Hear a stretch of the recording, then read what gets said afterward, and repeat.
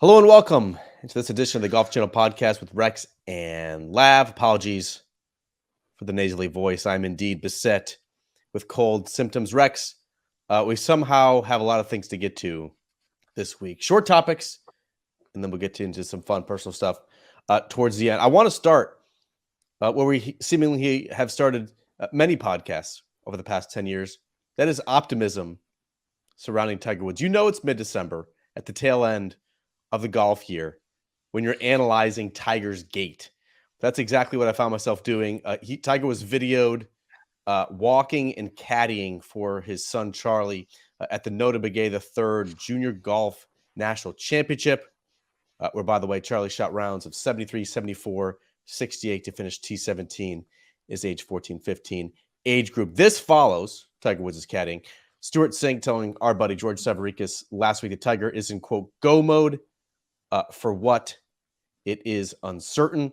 What did you make of the gate? What did you make of the buzz? What did you make of the hype now surrounding an imminent Tiger return? Are we excited that he's going to be able to play? Are we excited he's going to be able to caddy? Which one of those things are we excited about? We're excited that he's able to walk seemingly without restriction.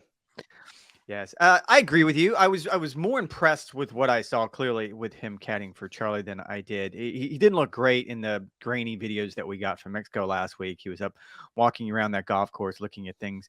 And I think it's all encouraging. I think clearly talking with people inside the camp, he is angling towards getting back to competition, whatever that is, whether if that's at the Hero World Challenge or the PNC, or we'll see him next year. It's always tough in these situations because you know the competitor.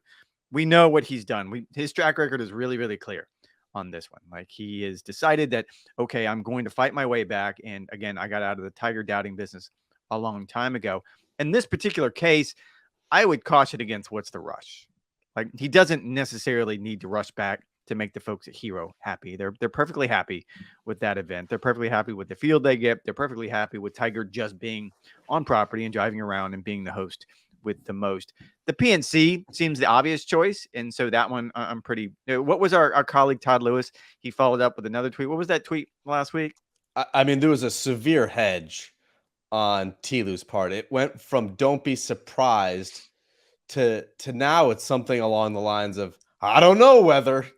So there's some serious hedging going on. To your point, Rex, I think it's pretty clear now that Tiger's trying to give it a go at the Hero World Challenge. The tournament starts in 23 days. Obviously, he left open a spot for that tournament exemption. It just seems wild to me that you can just have like an elite player, which clearly the Hero World Challenge would get. Like, he would get a top 50 player in the world, just having him on standby in case Tiger is not physically able to do so. It just seems wild that would be the potential scenario. So I actually think we're trending towards a Tiger start here in 3+ weeks' time. So I'm pretty optimistic because for 2 years, Rex, we've been sitting around and talking about how it's basically just a foundational question of whether Tiger Woods can walk the 72 holes that are required in tournament competition.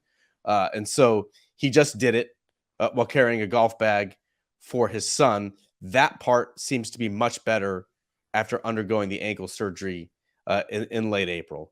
And so in that respect, I'm optimistic now. I think it's just a question of the quality of his golf, whether he can still contend with the game's best. We have a small sample size since he returned in 2022. He's made just 5 starts on the PGA Tour, none of them better than T45. So I think we're all kind of excited. I don't think he's going through this process just to hop around in a cart and play the PNC. No.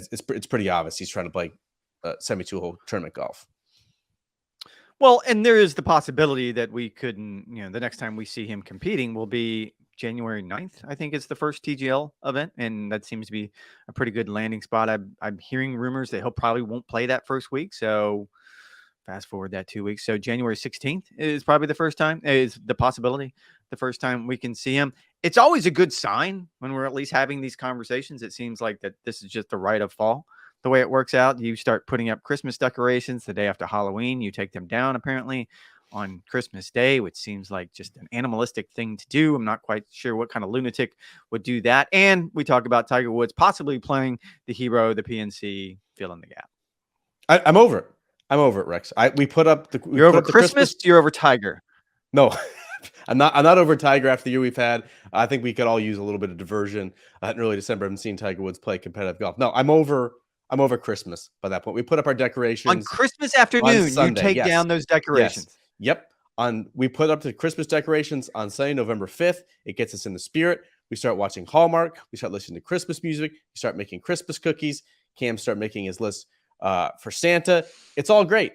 But by the time Christmas rolls around and we have a very early Christmas, I'm not sure what happens in your family with your grown children, but in ours, we're opening presents at like We don't have 6:30. vanilla Christmas.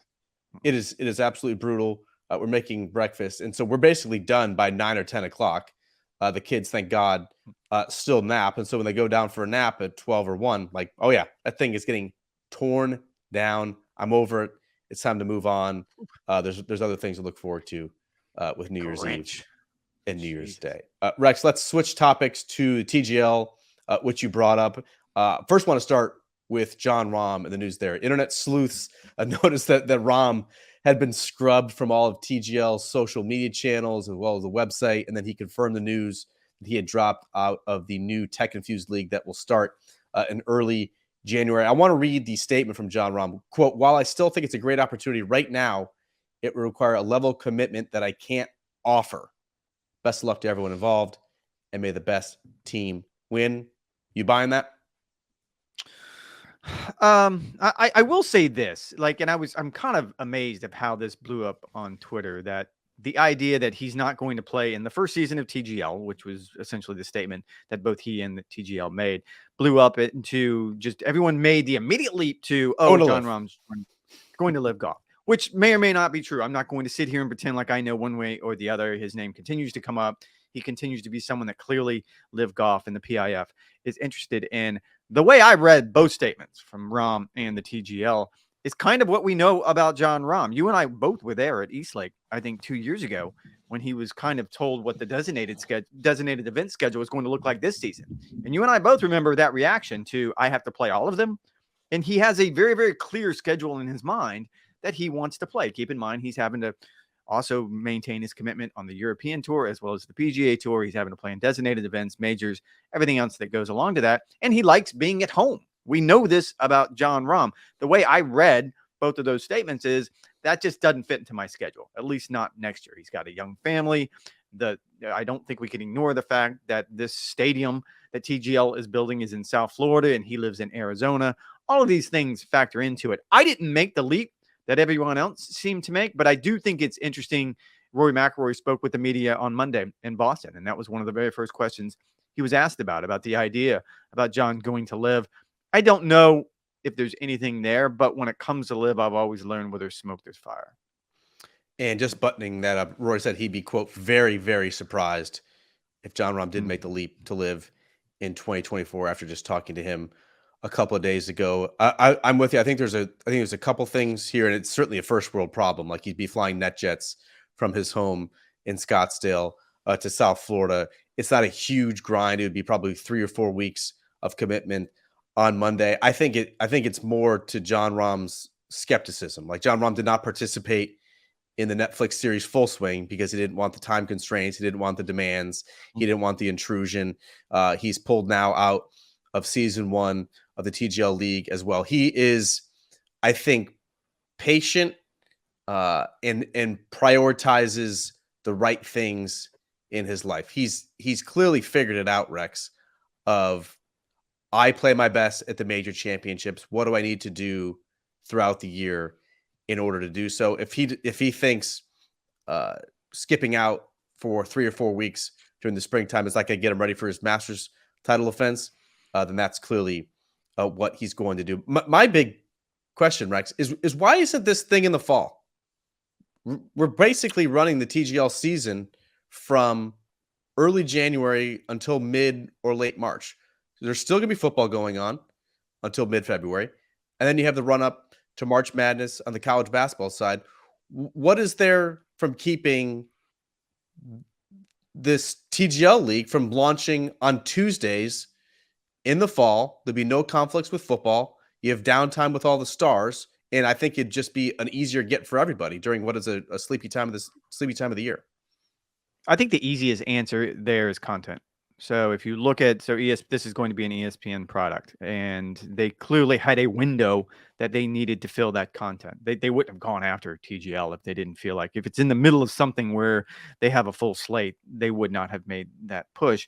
And really, it's not the first time. I'm not even blaming ESPN. It's the networks have sort of driven the conversation about when is the best time for that particular network to have more content or better content or specific content on a specific night, Monday and Tuesday night. I'm kind of with you.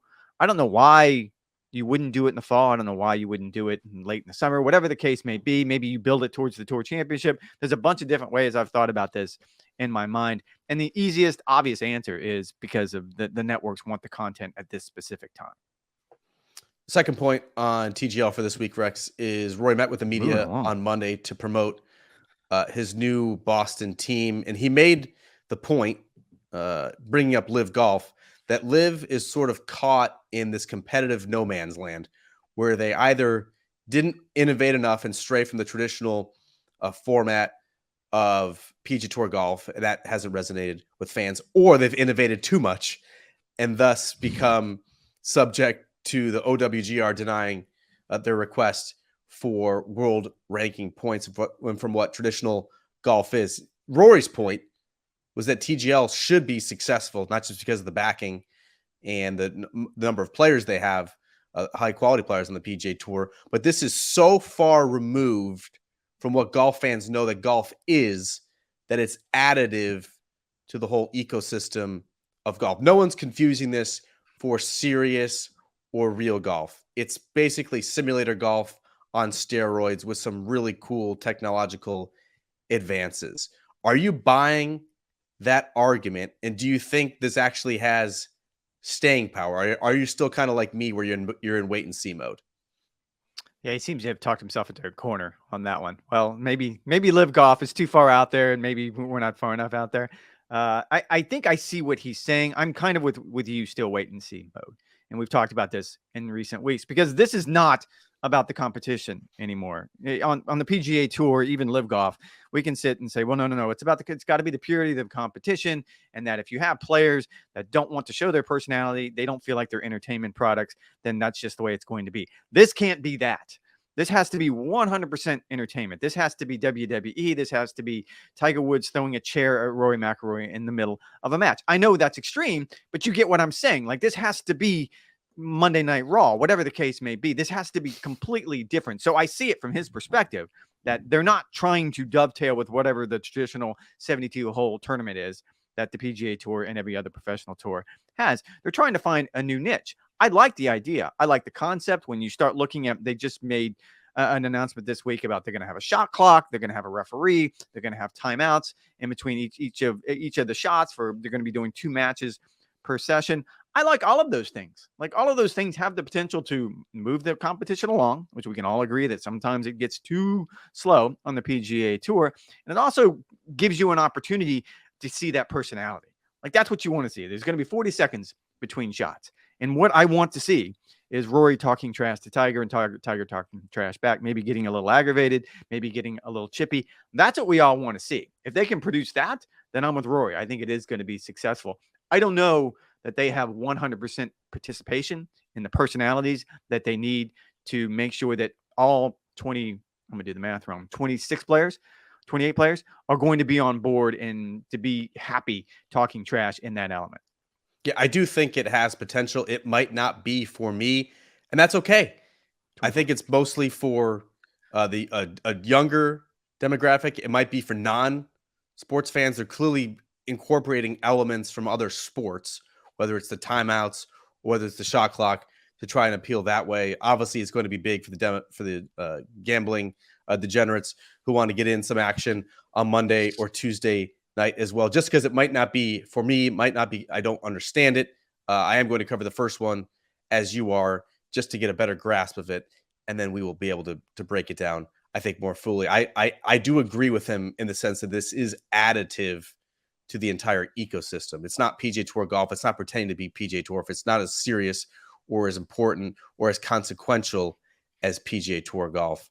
But I do think there is some potential there, and that is a good starting point. Roy was also asked, Rex, on CNBC. How about CNBC landing all of these important exclusives? Obviously, that was where the framework agreement was announced as well. He was asked by a questioner on CNBC, does he still want the PGA Tour and Live Golf to go their separate ways? And Rory actually said no. He said he still wants the PIF to be involved. He still wants the two tours, the two warring sides to be brought back together after 2 years of division. But he was also quick to point out that he wants the PIF involved for the financial security of the tour, but also to help neutralize the threat of Live and to keep it from mushrooming into something that Roy does not believe it should. I do think it's been a forgotten point, Rex, that if the tour and the PIF negotiations fall flat and the two sides do agree to go their separate ways, like we're basically back to square one. Like the acrimony just continues. Where there's no pathway back for Live players, there's more heated rhetoric, there's more focus on the major championships and the players who are or aren't there. There's more rumors of disruption, just like we talked about John Rahm at the top of this podcast. That does not seem like that's a healthy or the best spot for the PGA Tour or Live or the game of golf to be. Let me pull back the curtain here for the folks who listen. We decided yesterday, at the urging of the lovely Mrs. Lavner, that we needed to get on TikTok. So between the two of us, as well as Alex Russell, we had no idea how to make that happen, because I'm not aging well. You're not keeping up with the younger generation. We're both 50. We're both 57, even though we are separated by 20 years. That's right. 56. But thank you for that. Like I said, I'm not aging well. You're not keeping up with the younger generation. So thankfully, my youngest son, Luke Hoggard, steered us through that process yesterday. And one of the things that we came up with was, we just need to find, when one of us says the thing on the podcast, we need to be able to clip that. So just write this down. 14 minutes, 40 seconds. Rex says, throw the chair. Write that down.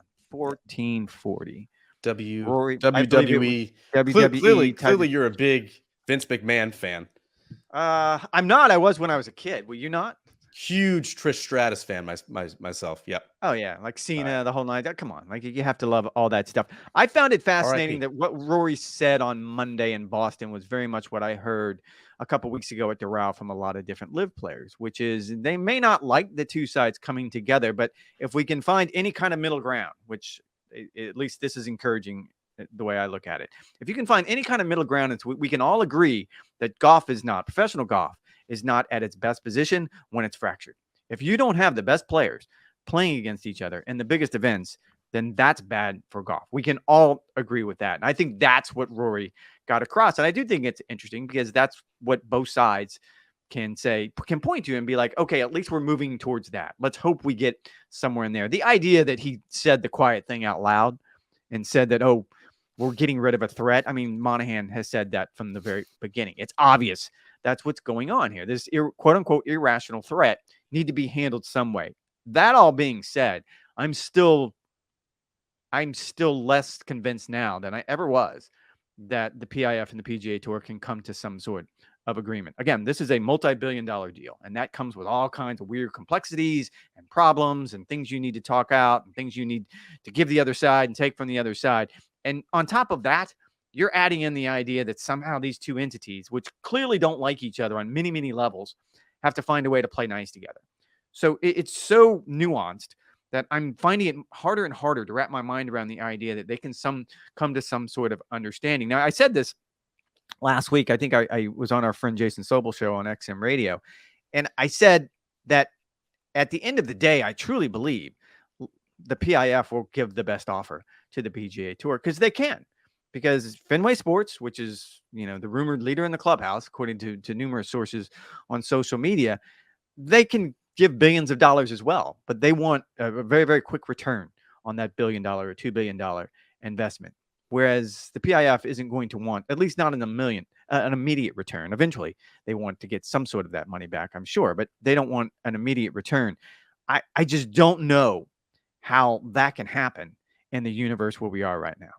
Rex, what did you make of the report from our friend and yours, Eamon Lynch, of Golf Week, essentially reporting that the tour's list of PE firms has been winnowed down to about 5 that Fenway Sports Group, as you mentioned, who Roy was actually sitting next to yesterday during the CNBC interview. The chairman Notice that, did you? is kind of the leader in the clubhouse.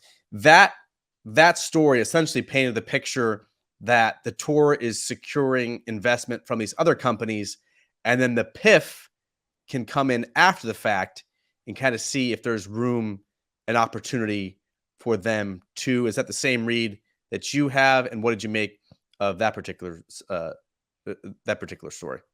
I heard 5 or 6 different PEs that are interested beyond above and beyond the public investment fund. And I think that is the angle that the tour would want to go through right now, simply because, well, it's more palatable on a number of reasons. One, it's not a direct link between the public investment fund of Saudi Arabia and American institution. And that's going to be tough for a lot of people, a lot of fans to wrap their minds around. Probably the bigger deal here is the Department of Justice investigation. Certainly the U.S. Senate has voiced a lot of interest in this, but they can sit and say it as loud as they want. This is going to come down to what the DOJ thinks is acceptable or not acceptable. And if you have, I think you and I can both agree to the idea that if you somehow you were able to put the PGA Tour and Live Golf together, and the DP World Tour would be in that mix as well, that is by definition a monopoly. There is no other tour in the world that could compete with that.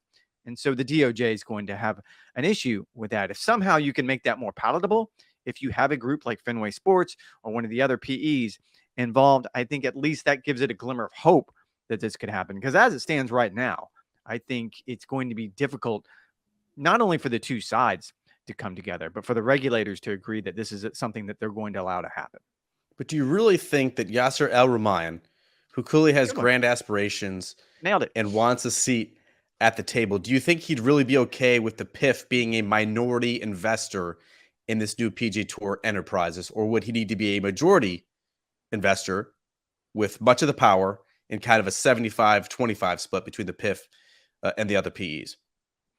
I guess that goes to what he's trying to accomplish. And when I say he, apparently I have to use the capital H and capital E for his excellency. Yeah, I think it depends on what the PIF, want to accomplish. Now, if you want a seat at the table, this is probably the most expedited way to get there. This is the most expedited way to take what you've created with a lot of investment, but over the last year and a half, what you've created with Live Golf, and move it into the ecosystem and allow somehow all of the sides to work together. And to go back to what we just talked about, you have the top players in the world playing together at the biggest events. If that's the goal, then yes, I can see how whatever this version of, let's call it a potpourri, it's going to be a la carte. It's going to be Fenway Sports, it's going to be someone else, and it's going to be the PIF, and this is how it's all going to work out. I can see how that would be attractive if, and this is probably the bigger picture, my understanding of what he, again, capital H, capital E, wants is to control golf at the highest level, then no, absolutely not. That would not be palatable. And I think what you'll end up with, and we're hearing this a lot, where if this doesn't play out, there's no doubt in my mind that the public investment fund and Yasir just double down, and they just turn Live Golf into an even larger, more boisterous, more threatening version than what it is right now. As much as I love the content, that could be a very interesting 3 to 5 year window if he does indeed decide to double down on the PE front. Reading Eamon's reporting, reading your reporting as well, it does seem like we're barreling towards a conclusion on that front. The policy board is set to meet later this month to go over some of the options. We touched on the Hero World Challenge, Rex, as one of the most interesting events remaining in 2023. I think an even more interesting event than Tiger Woods could possibly be playing in is this Live Promotions event. It's a 72-hole competition over 3 days, which is a little bit strange, in the UAE, December 8th through 10th. That I believe is a week after the Hero World Challenge, as you wrote on golfchannel.com or NBCsports.com/golf, wherever you do get your golf. Tour players are allowed to participate if they want. It is not categorized, I believe, as an unauthorized tournament, since it is merely a qualifier. To me, Rex, this field list is going to be fascinating, because if you sign up and you get through and you qualify as one of the top 3 leading players, you are guaranteed to make at least $2 million on Live Golf next year, even if you finish in last place in every event. And so my question to you, do you actually think we'll see some notable players teed up in this thing? Write this down, November 20th. That's the deadline for that field, because I reached out to Liv a few days ago trying to see if they had any sort of early list, but it won't be official until November 20th. So write that down, because I'm with you.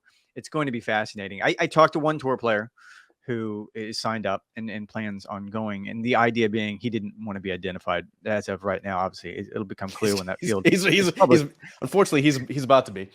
Yes, on November 20th, that's when he will be identified. The idea being that for $25, and that's the entry fee, and I found that out because there isn't an easy way. They on the Live Golf page, they have information on this promotions event, but they don't like get in the details unless you have to fill out a form. So I actually had to fill out a form, and I lied about my qualifications. Clearly, I had to lie about my qualifications. So it's 18 handicap, no sir. No, sir. I had to, it was $25, and that's the nominal fee that they talked about. And so for $25, and I actually spoke with two tour players. One is signed up, one is considering it. It's almost impossible not to do it. Like, it's in a time of year, then, there's really nothing going on. So it's not like you're missing anything. I mean, you're missing your family, but you're not missing any kind of competition. As you pointed out, it's got a really, really good purse. And for $25, and the way it was described to me from the tour player I talked to is, if I am in that top three, which again, it's going to start with a full field. They're going to knock that in the first round. They're going to knock that down to the top 20 from there. And then they're going to go to another full field. So you're having to plow, you're having to compete probably roughly against 200, 250 other players based on what the field size is going to be for 3 spots. And so the odds are against you. But the way it was explained to me is, why wouldn't they? Like, all right, I'll make the hard choice when the time comes if I'm in that top 3, and either take it and get suspended or not do it. But you're not going to lose money on the deal if you do advance, at least to the final round. And it gives you options, which for the 2 players I talked to, they just don't have options. That's where I think we're looking, Rex. Like, I think when you look at the field list, where it does eventually come out after November 20th, like, you can describe this player if you want to in broader details. Like, I think it's going to be basically a fringe player, a player who may have lost their card for 2024. Anyone who has any sort of value, they wouldn't turn up at this qualifier because they'd be holding out hope for some sort of signing bonus with the PIF or Live, or some sort of contract that could be for a year, 2 or 3 years time. Like, I'm very skeptical that in this field list, it's going to be anyone that tour officials would actually be worried about losing. I think I'm most interested, besides like the fringe tour player, is to see, are elite amateurs supposed to be on this? I think it goes like 20 deep on the world amateur golf rankings. Like, that should be the pipeline that, if the PIF and Live were smart, they would start to be funneling those types of players into Live, as they've done with Eugenio Shikara, Pyatt, who didn't play particularly well, as well as the kid from Arizona State. What's his name? He just had a good performance on the Asian tour. I'll get back to you. Yeah, David Pooch. Thank you. Yeah. Who's like, they're all under 23. Like, they can develop and learn from the best players in the world, and then see where their careers take them, even if they're not playing in major championships. Fingers up. Go ahead. That's a good marriage. I say the wrong name, and you immediately know what name. That's what 10 years of marriage does right there, where I say the wrong name, and you're like, you don't even correct me. You just keep plowing through. I'm going to be a good teammate and leave him alone. I was stumbling, and he tried to help me out. And I will ask this. Do you think I can expense that $25 entry fee? Because I think that would be classic. I would enjoy. I don't know. I would not try and do it right now. I think your window of opportunity was maybe like 6 months ago. If we're having trouble paying the bill for StreamYard, I'm not sure we should be trying to push through $25 expenses as well. I'm with you, Rex. I think that field list is going to be fascinating. If we had the budget for it, that'd actually be really funny and fun to cover. Speaking of expenses, you and I had a terrific opportunity last week to get fit for some new gear. We got fit at Pablo Creek, a prestigious club right here in Ponte Vedra. Shout out Jason from Titleist, who helped us out. We were not actually able to play Pablo Creek afterward. Wait, sad face. Jason's last name? You're not gonna give that one a try? Not even gonna try. Probably best Rex in 35-mile-an-hour winds. We had a great fitting experience, however, perfectly downwind, absolutely crushing the ball. How was your experience? How would you describe the opportunity? I enjoyed it. You know what's fun is, and again, I have two kids who are kind of passionate about golf now, and they've never sort of gone through that process. So I was curious when we've done it enough times where we know what to expect and we enjoy the process. They've never done it. So when I kind of talk them through, like, this is what he tries to do, like, it's a very scientific thing. He's just not sitting there watching you hit golf balls and hoping you hit one well. Like, it was very detailed. And I think we're going to have some of that content up on the new TikTok. Are we not? We're gonna try. We're also gonna try to upload it into this here YouTube stream. This here. Once some whiz kids figure it out for us. We're not technically savvy enough to do so. But I will say this, and Jason did a really good job, and you'll see that on the content that we're upload of sort of talking you through the process. And I think there's video of both of us doing it where it's kind of like, well, what did that feel like? All right, well, this is what the number said, and this is why I'm going to make this change. That to me, and I always say this to anyone who starts talking about if they want to start playing golf and what should I do? And first and foremost, just go get a basic package of lessons. Go to your local club and get 4 or 5 lessons, and just to learn the basics. Where you're not going to turn into a pro in 4 or 5 lessons. And then beyond that, I would highly suggest, and it doesn't have to be expensive, but go through some sort of fitting, because if not, you're doing yourself a disservice. You're trying to swing clubs like you've done over the last, I don't know, 10 years, 5 years, that you've broken your elbow, that you can barely walk, and you sit down after hitting 20 balls, and like you're I an hurt my 86-year-old ankle man. the other day. I literally hurt my ankle getting off the bar stool in my outdoor kitchen. Oh my. My ankle was swollen. I was worried about my pickleball prowess this week. Thankfully, thank you for asking. The swelling has gone down. But yes, I injured myself stepping down off the bar stool. That's where we're at. I love how interactive our fans are. So I'm going to go ahead and challenge everyone on this, and you can mark the timestamp on this one as well if you want to click it. Is it a douchey thing for someone to say in a text, in my career, I've only lost at pickleball 3 times? Is that a douchey thing to say? I'm just going to throw it out there. I'm just curious. I want to know, is it douchey or is it a humble brag? I don't even think that's a humble brag. That's not even a brag. I'm literally just spitting totally facts. brag. Just spitting facts at you. 3 times. You can You've lost 3 times. You can come to the courts at Nocatee. I'll whip you just like I whip just about everyone Not else. on that bum ankle, you won't. I will say, Rex, like, for people who have never done this professionally, like getting a fitting, full disclosure, I have no idea how much it costs. Like, it really is quite the experience. And to me, like, the only way that you can ever play with equipment is to know that it's actually fit for your swing in your body. I tried to describe this to my father-in-law. It's Jason is essentially trying to put a puzzle piece together, right? Like he's matching the head with the shaft and then trying to find the optimal numbers for your swing speed, your club head speed, your spin rate, your launch angle, your path. Like it's myriad things that are spitting out on this TrackMan monitor. And so a couple of things on my fitting personally, like the first one, I felt validated going through this fitting. He basically said that the driver that I had been using and the shaft in particular was extremely unforgiving and borderline impossible for me to hit in my current physical state. Like I got fit for a Titleist driver 5 years ago, got hurt a year after that, and then continued to play with this driver shaft, which is very heavy, very stiff. It led to a lot of compensations, and now I have to use like one of those Scott McCarran like elbow guards. Like, it looks absolutely ridiculous for someone my age. But I literally cannot play golf if I don't use that. Secondly, and this I think is an important point, stop comparing yourself to the pros. I've been told forever by you, by buddies, that I quote swing really fast. Well, I actually don't. The pros swing really fast. My quote unquote fast is 105 mile an hour. That was my club head speed was spitting out on the TrackMan monitor. The tour average is 115. My quote unquote really fast swing is producing ball speed somewhere in the low 150s. The average on the PGA Tour is 172. I believe, I was hoping to get some data for this. Like, I believe your club head speed was somewhere in the 80s with ball heads, with club head speed somewhere in the with ball speed in the 130s, club head speed in the mid 80s. And I don't feel like you're necessarily going after it timidly as well. Like, these dudes are absolute freaks. And so swing your swing, know what you have. I think that was kind of like an eye-opening experience during this particular fitting for me. No, it is eye-opening because you're right. It's connecting the puzzle pieces, and you can tell.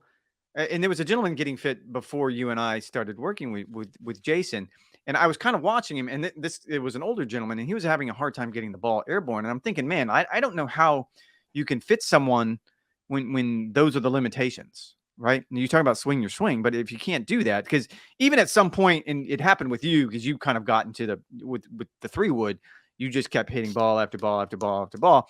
And at some point, Jason leaned over and whispered, and goes, "He's tired. Like you can see it. You can point to the numbers and be like, this is where he at when he got started, and this is where he is right now." And it was flustered. So it's almost like, and we talk about this all the time, like a good caddy has to be a lot of different things, right? I mean, carry the bag. Then you have to be good at math, but you probably also have to have a little psychologist in you. You have to be a good friend. You have to be able to understand the dynamics and what motivates a certain player. In this particular case, a guy like Jason who does fittings, you have to be a little swing coach.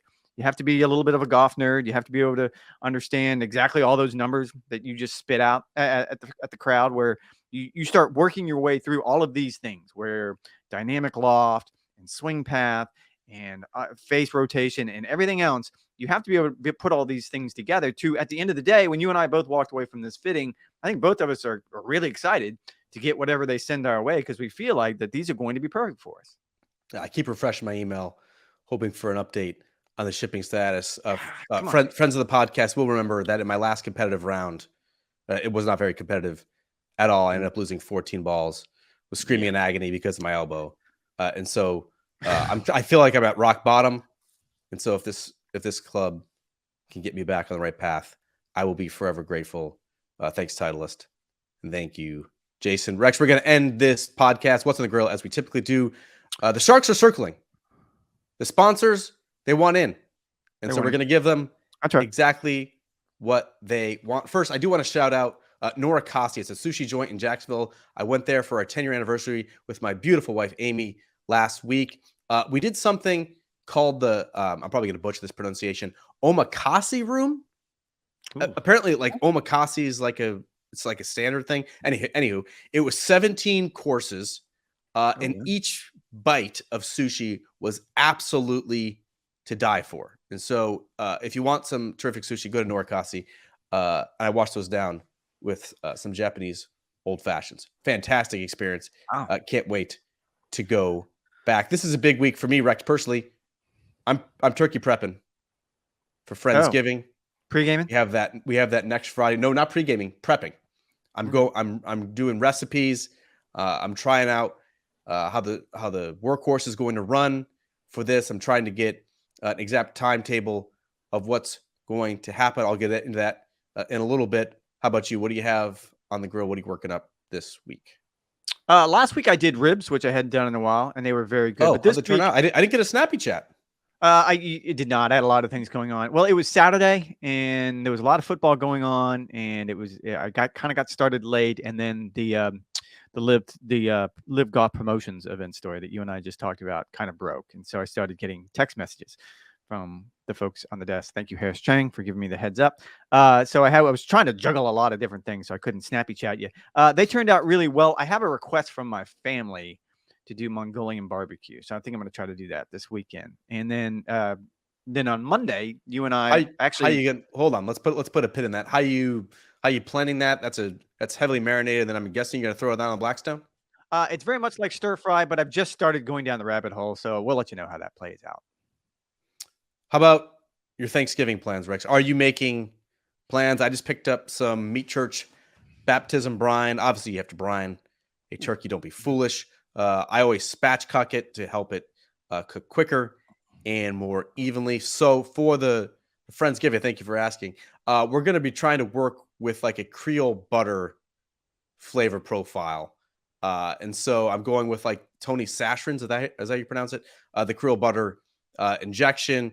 I'll season it with the Meat Church Holy Voodoo, as I tend to do. It has a little bit of a jalapeno spice on the top for a little extra pop.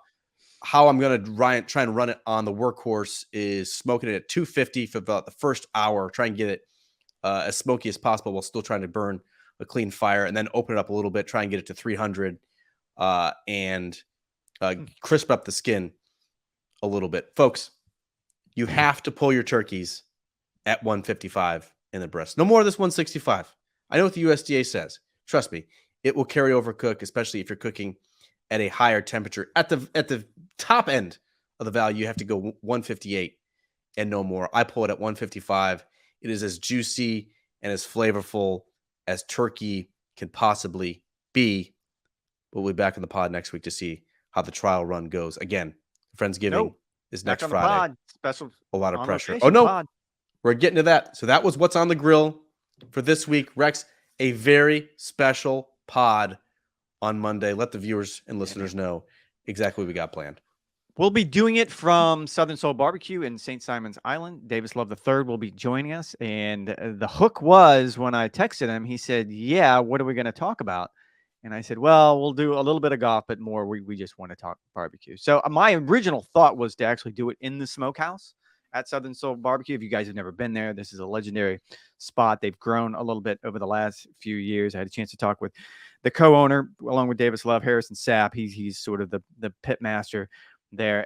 He said he's fine with that, but it doesn't really create a good visual. So we'll figure out exactly what we're going to do, but it's going to be a little bit of golf talk and a lot of barbecue talk. I mean, there's still golf talk when it comes to Davis. Sure. Obviously, he's. I mean, I did not know until last week he's on that ad hoc committee that is going to figure out a way to bring the live players back. So we have plenty of questions to throw his way. Oh, I didn't know that either. That is that will be a good line of questioning. Obviously, you have the RSM next week is the final event of the fall in which the top 125 will be finalized. He was also an assistant captain for the U.S. Ryder Cup team, and he has hashtag thoughts, I'm sure, on what a Tour PIF partnership, if one could even exist, could look like. So yeah, there'll be plenty of golf talk as well. This thing will be professionally edited and shot by our friend Mike Wolf, freelancer extraordinaire. Very excited, guys, to do that one. And then you and I will be together for at least Monday, hopefully Tuesday as well in Sea Island. So guys, make sure you check that one out. It's going to be special, proof of concept type thing. And hopefully if you guys like it, the sponsors like it, we can do more of that sort of stuff in 2024. All right, that's going to do it for this edition Golf Channel Podcast with Rex and Lav. Make sure you go to NBCSports.com/golf for your latest news, notes, commentary, videos, podcasts, anything else in the world of golf. We'll be back next week from the Golden Isles with Davis Love III.